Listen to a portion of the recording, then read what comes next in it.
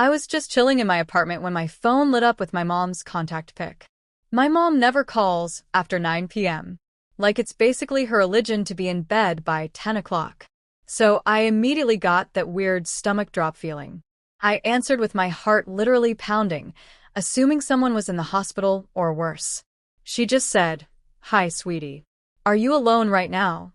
In this super weird tone I'd never heard before.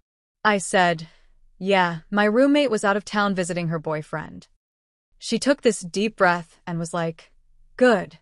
I need to tell you something important, and I need you to just listen until I'm finished." Y'all, I swear my life flashed before my eyes. Was she sick? Was my dad sick? Were they getting divorced after 35 years? My parents have always been like the stable couple everyone else compares themselves to, so this would be wild. She told me to sit down, and I remember grabbing my fuzzy blanket and curling up on the couch, feeling like I was 8 years old again, waiting to be punished for something. Then she started talking about Anna Denson. For context, Anna Denson is my mom's sister, who I've literally never met, like ever.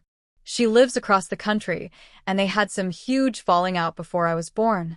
Growing up, Anna Denson was basically just this name that would come up occasionally, usually when my mom had too much wine at Christmas and would get teary-eyed looking at old photos. Dad would always change the subject, and we all just accepted that whatever happened between them was too painful to discuss. My mom started telling me about how she and Anna Denson were super close as kids. They shared a bedroom, braided each other's hair, passed notes about cute boys, the whole sister thing. But apparently when they were in their early 20s, Anna Denson started dating this guy Tom. Mom said Tom was trouble, but wouldn't elaborate beyond that cryptic BS. According to my mom, Anna Denson completely changed after meeting Tom. She stopped calling, missed family gatherings, and when she did show up, she'd get into these massive arguments with my grandparents. Things got really bad, and eventually Anna Denson just disappeared for like 6 months. No calls, no letters. This was the 80s. No cell phones, obviously. As mom's telling me all this, I'm like, because why, TF, is she calling me at midnight to rehash ancient family drama, but I could tell from her voice that this was building to something big. Then she tells me that Anna Denson showed up at her apartment one night, sobbing and pregnant. Apparently, Tom had taken off, and Anna Denson was desperate. My mom took her in, helped her through the pregnancy, and was even in the delivery room when Anna Denson had a baby girl. At this point, I'm still confused about why I'm hearing this now at midnight. But I let her continue. Mom said that after the baby was born, Anna Denson struggled hard. Like, couldn't get out of bed to feed the baby struggled. My mom stepped in, taking care of the baby while working full-time and trying to help Anna Denson get better. 3 months in, Anna Denson seemingly recovered overnight. She told my mom she'd found a great job opportunity in California and was taking the baby to start fresh. My mom was relieved but suspicious. She helped Anna Denson pack, bought her a bus ticket, and gave her all the cash she could spare. The night before Anna Denson was supposed to leave, my mom came home from work to find a note on the kitchen table. Just a note saying, "I can't do this. She deserves better. Please forgive me someday." I remember being literally frozen on my couch at this point because I could feel where this was going, but my brain was refusing to connect the dots. Mom said she panicked, called the police, but technically Anna Denson hadn't done anything wrong by leaving her own child. My mom was listed as next of kin, so she became the baby's legal guardian while they searched for Anna Denson. Weeks turned into months. My mom fell in love with the baby girl. When Anna Denson was finally located in California, she signed away her parental rights. My mom officially adopted the little girl and promised to never tell her the truth until she felt she was old enough to understand. I was literally shaking at this point. I remember dropping my phone and having to fumble to pick it back up because I knew what she was about to say, but couldn't believe it. "Sweetie," she whispered, "that baby was you. Anna Denson is your biological mother. I'm actually your aunt." I couldn't speak, couldn't breathe. The woman I called Mom my entire life was actually my aunt. The mysterious sister I'd never met was my biological mother, and she had abandoned me. Mom, I don't even know what to call her now, started crying, saying she'd wanted to tell me for years, but never found the right time. She said Anna Denson had reached out to her last week, asking if they could reconnect after all these years, and she felt I deserved to know the truth before that happened. I hung up without saying goodbye. I still haven't spoken to Anna Denson. Asterisk. First update. So yeah. Hi again. I'm back and I wish I could say things are less chaotic, but honestly, it's like the opposite. I don't even know how to start this because it's not like I did anything right after the call.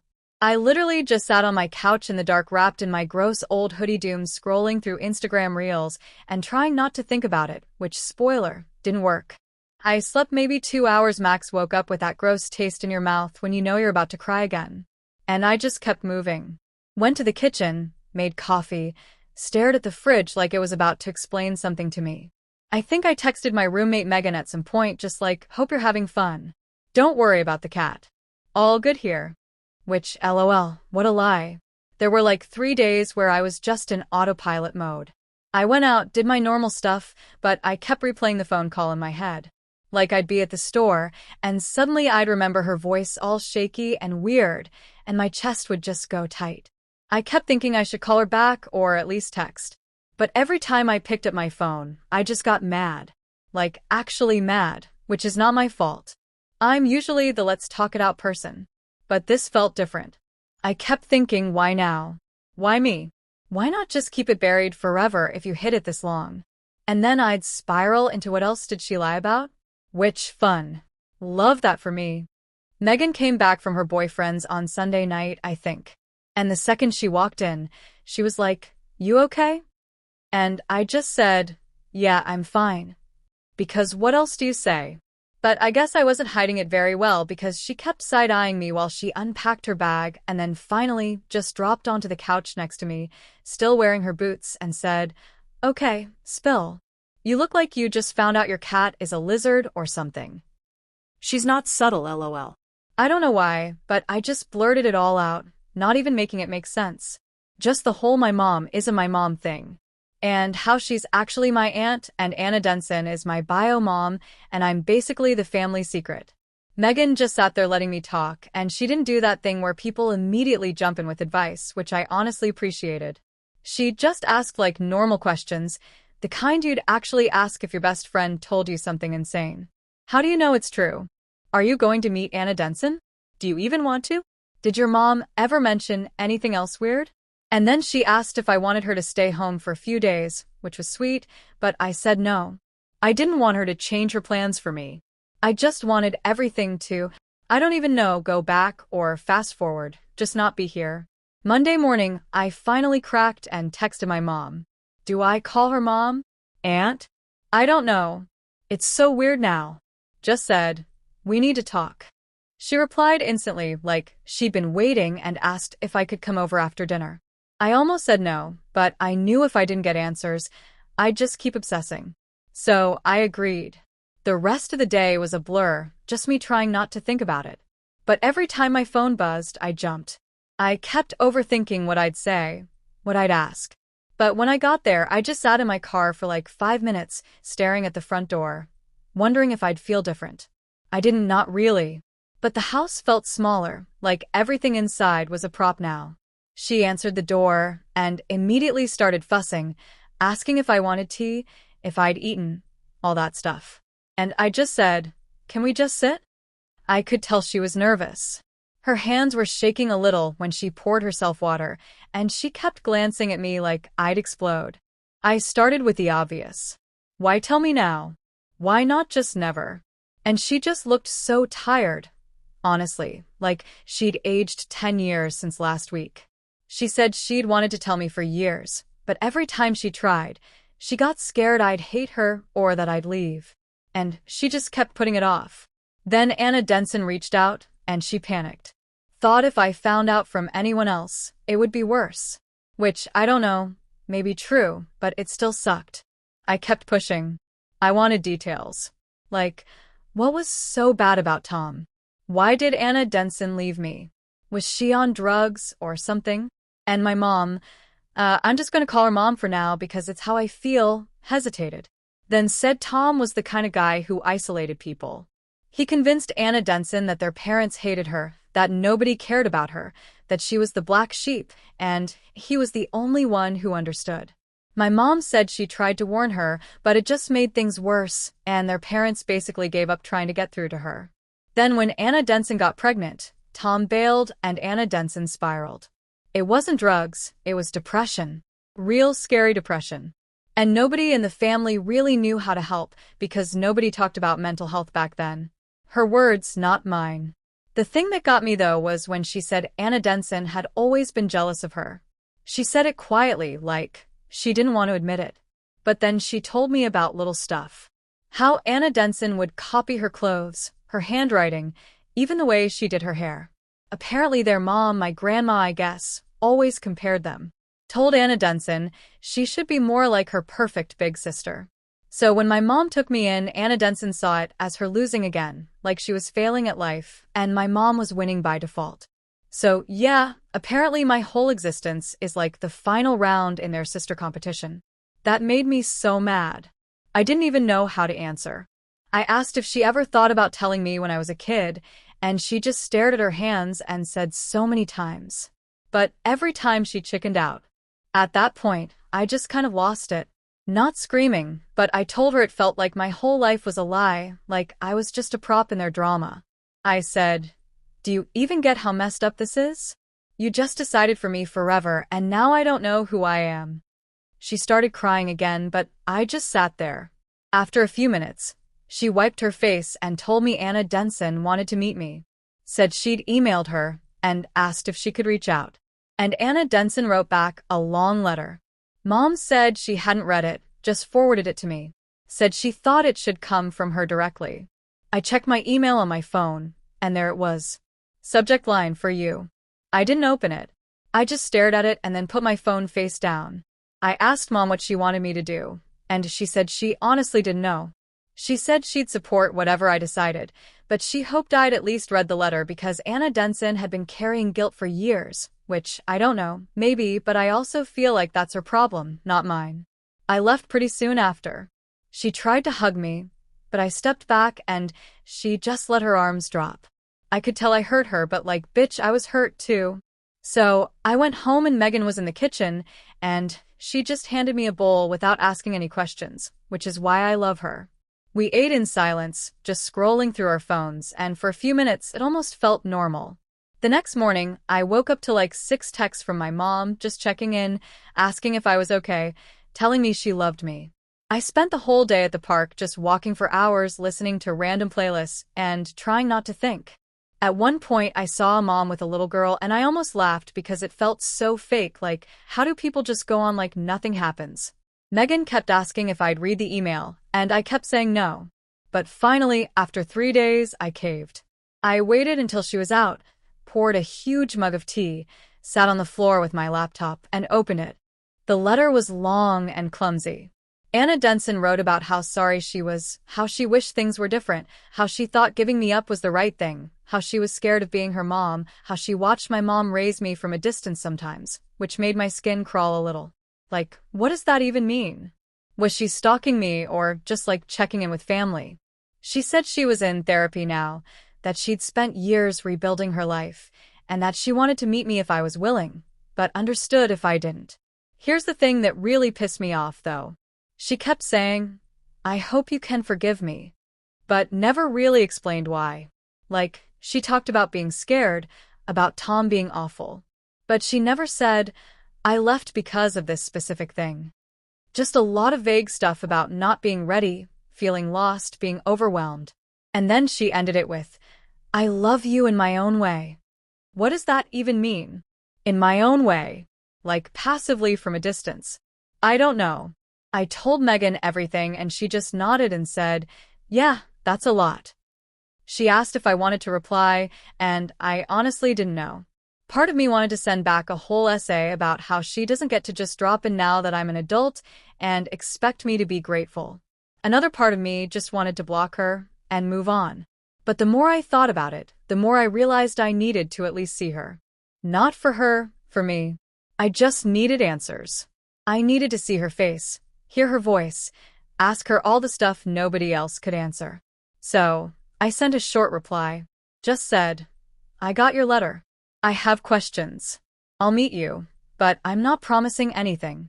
She replied within an hour, which freaked me out a little because I hadn't expected her to be so ready. She suggested we meet at a coffee place downtown, middle of the day, public, neutral. I agreed, but I told her I wasn't coming alone. Megan offered to come just to sit nearby, and I said yes. I told my mom I was going to meet Anna Denson, and she freaked out, not yelling, but clearly upset. She kept saying, "Are you sure? You don't have to do this. She's not who you think." She started going on about how Anna Denson always makes things about herself, how she twists the story, how she's still unstable. And I just snapped. I told her, "I'm not a kid. I can handle myself and I need to do this for me, not anyone else." She got quiet then said, "Just promise you'll be careful." I said, "Okay." But I could tell she didn't believe me. So now I don't even know. I'm sitting here with my phone blowing up. Everyone acting like I'm about to walk into a minefield. And maybe I am, but I can't just not know. I can't go my whole life with this question hanging over me. Megan keeps saying she's proud of me for facing it head on. But honestly, I just feel tired. Like, permanently tired. The meeting is tomorrow. I don't know what I'm going to say. I don't know what Anna Denson is going to look like, or if I'll even recognize anything of myself in her. I keep thinking about all the family photos that never had her in them. All the holidays where I wondered about the empty seat. And now I'm about to fill it or at least see who is supposed to sit there. So, yeah, that's where I'm at right now. I'll update when it's over, but for now, just wish me luck, I guess.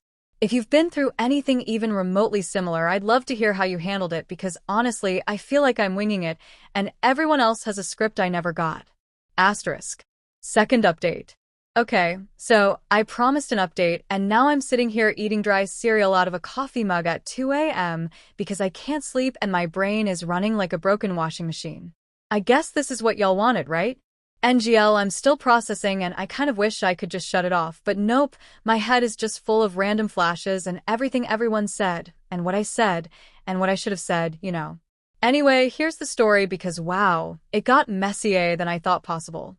So, the meeting. I decided to go alone after all. I'm not going to lie, I almost bailed like 4 different times. I spent the whole morning pacing around the apartment, changing shirts, putting on makeup, taking it off, putting it back on, standing in front of the mirror like, do I look like her? Like, would I even recognize her if she was just someone in line at the store? Megan was a saint. She just let me rant and even let me borrow her headphones so I could put on some music and drown out my thoughts for a bit. She made me eat a banana so I wouldn't get hangry and then made me promise to text her if I needed an excuse to leave. She even offered to fake a plumbing emergency, which honestly is roommate of the year material. I Ubered to the coffee place because there was no way I was going to deal with parking or deal with possibly running into literally anyone I know. I got there 20 minutes early because I had this weird idea that if I could get the good seat, aka farthest from the door, I'd feel, I don't know, more in control. Turns out I just sat there sipping the world's most disappointing iced coffee and scrolling through Insta over and over, not reading anything. Every time the door opened, I looked up, hard in my throat, and then went back to pretending to check my notifications. There was some guy with a laptop watching soccer highlights at the next table, and a girl in a big scarf, who kept glancing at me like she thought I was waiting for a Tinder date. Anna Denson was exactly 2 minutes late. I spotted her as soon as she walked in because she just looked like me but older, and with this weird nervous energy like she was trying not to take up too much space.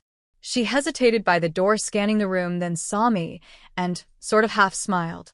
I waved, not really knowing what else to do, and she came over clutching her bag like someone might steal it. So, yeah, first impressions. She's taller than I expected, hair darker than mine, face a little softer. She was wearing jeans and a sweater. Nothing dramatic, but her eyes were the same shape as mine, and she had this little frown line I recognized from my own mirror. We just sort of stared at each other for a second. She sat down and we did the whole awkward, "Hi, nice to meet you. How are you?" Except like, what do you even say to someone who gave you away and then ghosted you for almost 30 years? She said I looked so much like her at my age, which kind of stung in a way I didn't expect. I just nodded and said, Thanks. And then we sat there in silence for a bit, both pretending to look at the menu even though we'd already ordered. I could tell she was nervous. Her hands were fidgeting with her sleeves, picking at her nails. Honestly, I just wanted her to get to the point, but she kept asking me safe questions. How's work? Do I like living here? Is my roommate nice? I answered, but I kept my voice flat, just giving her the minimum. I wanted her to feel how weird this was for me. Like, you don't just waltz in and act like we're catching up after a semester abroad. After about 10 minutes, I just blurted out, "So, why did you leave?" She looked like I'd slapped her, but I didn't care. I was tired of playing nice. She started talking slow at first about how she was overwhelmed, how she was so young and alone and didn't know how to be a mother. I interrupted and said, "But you had my mom, you had family." She started tearing up, saying it wasn't that simple, that she felt like a burden, that after Tom left, nobody looked at her the same. She said my grandparents kept comparing her to my mom, kept saying she was the problem, and she just felt like she was drowning. I asked her if she ever thought about coming back. She said she did all the time, but every time she called, she'd hang up before anyone answered. She said she watched from a distance, heard about my birthdays and holidays, but she never wanted to ruin things for me. I told her that's not how it works. You don't get to just peace out and then act like you're protecting me. You didn't even try. She started crying, just sitting there in public, dabbing her eyes with a napkin, and I just sat back and let her. I wasn't going to comfort her. It didn't feel right. We went back and forth for a while. She kept saying she was sorry, that she wishes she could take it all back, that she's gotten help and is different now. I told her that's great for her, but it doesn't really help me. I asked her if she ever thought about how it felt for me growing up feeling like I was always a little bit outside of my own life, like something was missing, and I didn't know what. She said she thought about it all the time. She said she had nightmares about me hating her, about me never wanting to see her. I said, maybe that's just reality. At one point, she reached across the table like she wanted to touch my hand, but I pulled back. I told her I wasn't ready for that. I asked her what she wanted from me, really. Did she want to be my mom now? Did she want forgiveness? Did she just want to clear her conscience so she could move on? She said she honestly didn't know. She just wanted to know me even if it was just once. This is where it got even messier because my phone started buzzing like a bunch all at once. I glanced at it and saw texts from my mom, the one who raised me, and then a missed call from my grandma. I ignored them, but then Megan texted me, "Are you good?" And I realized I'd been sitting there for almost an hour. I told Anna Denson I needed a break, and she nodded, said she understood. I stepped outside, called Megan, told her I was fine, but needed another 30 minutes. She told me my mom was freaking out, that she'd called the apartment looking for me. I guess I should have told her where I was going, but honestly, I didn't want to deal with her trying to stop me. I went back inside. Anna Denson was still there staring at her phone. I told her about the messages, and she asked if I wanted to talk about my mom. I told her I didn't even know what to call either of them anymore. I said, "It's like I have two moms and no moms at the same time." She smiled, but it was sad. She said, "I get that. I always felt like a daughter, but not really a daughter, too." She started telling me more about Tom, like how he was controlling, how he'd tell her she was worthless, how he'd check her phone and go through her stuff and make her feel like garbage for even talking to her sister. She said by the time I was born, she didn't trust anyone, not even herself. She said when she left me, it wasn't because she didn't love me. It was because she thought I'd be better off with someone stronger. I said, "So, you just gave up?" She nodded. And for a second, I thought she was going to get mad, but she just looked exhausted. Then she told me something I wasn't expecting. She said she resented my mom for stepping in. Not because she didn't want me cared for, but because she felt like she lost twice. Once when Tom left. And again when she saw how happy I was with my mom. She said every time she saw pictures, I guess Grandma would send them sometimes, she'd feel relief that I was okay, but also this burning jealousy that she couldn't be the person raising me. I asked her, "So, were you mad at me? Did you hate me for being happy?" She said she never hated me, but sometimes she hated herself for not being enough. At this point, I don't know. I couldn't tell if I felt sorry for her or if I was just angry all over again. We were both just sitting there staring at our drinks, not talking. The coffee shop started to get busier, and I noticed a couple people glancing at us, probably wondering what our deal was. I didn't care. Then, because life loves drama, my phone rang again, and this time it was my grandma.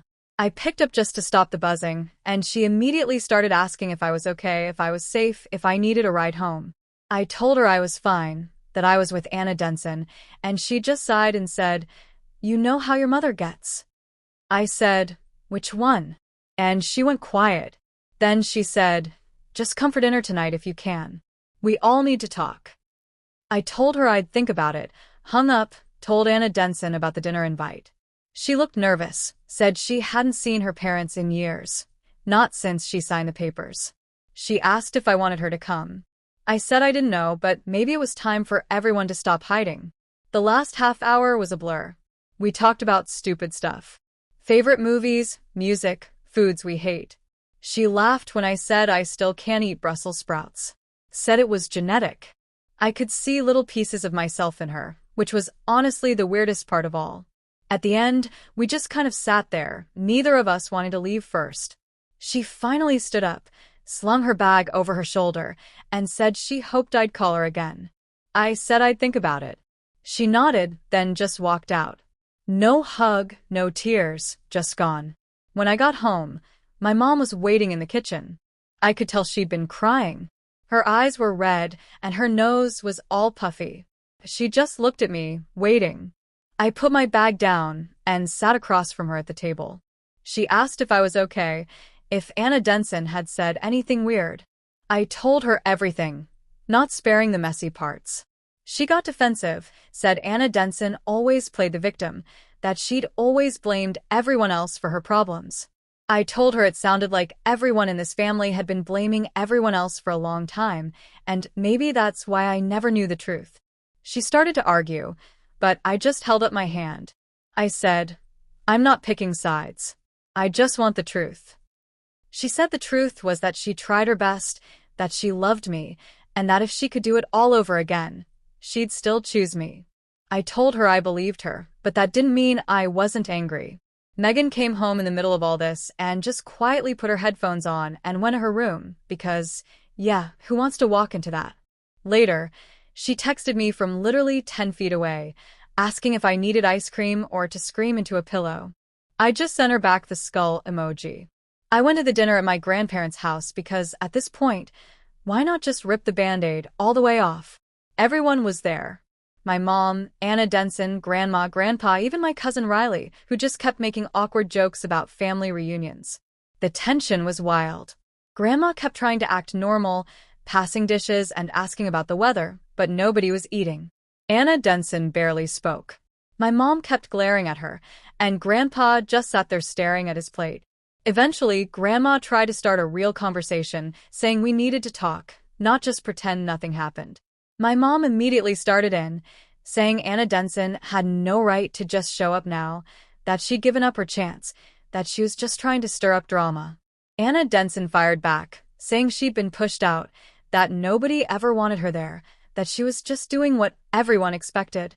I couldn't sit there and listen to them go back and forth, so I finally just snapped. I said, "This isn't about either of you. It's about me. I'm the one who's been lied to for my whole life. I'm the one who has to deal with all this, not you." I told them I was done being the reason they fought. I said I was tired, and I wasn't going to pick sides, and if they wanted to be in my life, they needed to figure their stuff out without using me as the excuse. There was a long silence after that, just everyone sitting there staring at their food.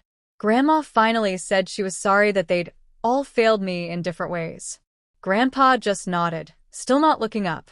My mom started crying again, and Anna Denson just looked away. I left before dessert, just grabbed my bag, and walked out. Nobody tried to stop me. Now I'm back in my apartment, Megan asleep, the cat curled up on my blanket, and I'm sitting here wondering what comes next. I don't feel better exactly, but I do feel clearer. Like, at least I finally said what I needed to say. I don't know if I'll ever really forgive either of them, or if I even want to, but I do know I'm not going to let them keep using me to fight old battles. I guess that's the update. The family group chat is blowing up. People are picking sides. Grandma keeps sending just love each other memes. And I'm just here trying to find a clean spoon. If you read this far, thanks. And if you have advice, I'll take it because honestly, I have no idea what I'm doing. Next steps, no clue. But for once, it feels like it's actually up to me. Asterisk. Last update. I keep trying to write this in my notes app, and every time I get halfway through, I realize I sound like I'm recapping a soap opera, but if you've read my earlier posts, you know I'm not exaggerating. If anything, I'm probably leaving stuff out because it's just too much to process in one go. Anyway, here's what happened after that mess of a dinner where I basically told my whole family to stop using me as a human shield in their sibling war. So next morning, I woke up to 4 missed calls from my grandma, a string of texts from my mom. Yeah, I'm still calling her that, IDC, and a random thinking of you. Hope you're okay email from Anna Denson. I ignored all of them. I just sat there in bed scrolling through my feed trying to care about someone's vacation pics or a meme about cats, but my brain was just stuck on replay. My Aunt Tracy, Mom, and Anna Denson's other sister. Yes, there's a third. She lives in Florida and never visits. Was telling everyone to have some grace, which is rich coming from her TBH. Megan came into my room with a mug of coffee and just sat on the edge of my bed like she was about to tell me my dog died. Instead, she just nudged me and said, "Your grandma's been calling here, too. Are you going to answer?" I told her I didn't want to talk to anyone. And she shrugged, said I should at least let people know I'm alive. I finally texted my grandma and said, "I'm fine. Just need space. Love you." She immediately sent back 10 heart emojis and a paragraph about how family can heal if we try. I just put my phone face down and stared at the ceiling for like an hour. That day was just weird. I went for a long walk, bought myself a donut, sat in the park watching 2 kids try to catch a squirrel. I realized I was just waiting for someone to show up, like my mom was going to appear out of nowhere and demand I come home, but nobody did. And by the time I got back to the apartment, Megan was making pasta and playing music, and it almost felt normal again.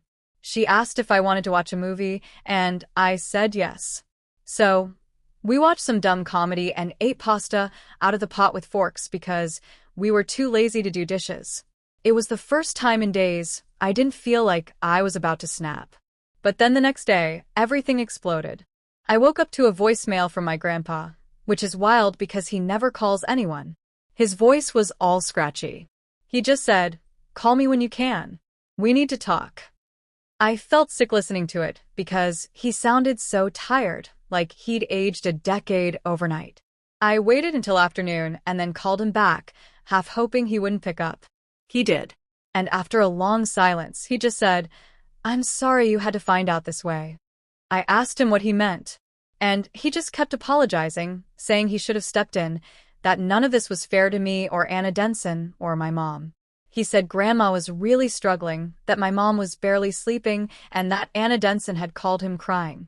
I asked if he was mad at me, and he just said, "No, never." But he was sad. He said families are like knots. It's easy to tie them, but so hard to untangle. I didn't know what to say, so I just listened. After that call, I felt weird, like guilty, but also annoyed because now I was responsible for everyone's feelings again. So, here's where it gets even more dramatic. I thought things would just simmer down if I ignored everyone for a while, but nope. Instead, everyone started fighting in the family group chat, like actually fighting. Grandma telling everyone to stop. My mom accusing Anna Denson of manipulating me. Anna Denson saying she just wanted a chance to explain. Tracy chiming in from Florida with, "Let's all take a breath." Grandpa sending a link to an article about forgiveness like, okay. At one point, Riley dropped a meme of a burning bridge and then left the chat completely. I let it all scroll past and muted the notifications. It got worse when my mom showed up at my door that night. She knocked, and when I opened it, she just stood there clutching her keys, so hard her knuckles were white. Megan hovered in the kitchen, trying to look busy. My mom came in and sat on the couch. Didn't even take off her coat. She said she needed to talk, and I said fine, but only if she was honest. She started crying, which honestly at this point just made me feel numb. She said she was scared, that she was losing me, that she didn't know how to fix it. I told her it's not about fixing it. It's about actually dealing with it for once. I said I was tired of being the glue, and I refused to keep holding everyone together.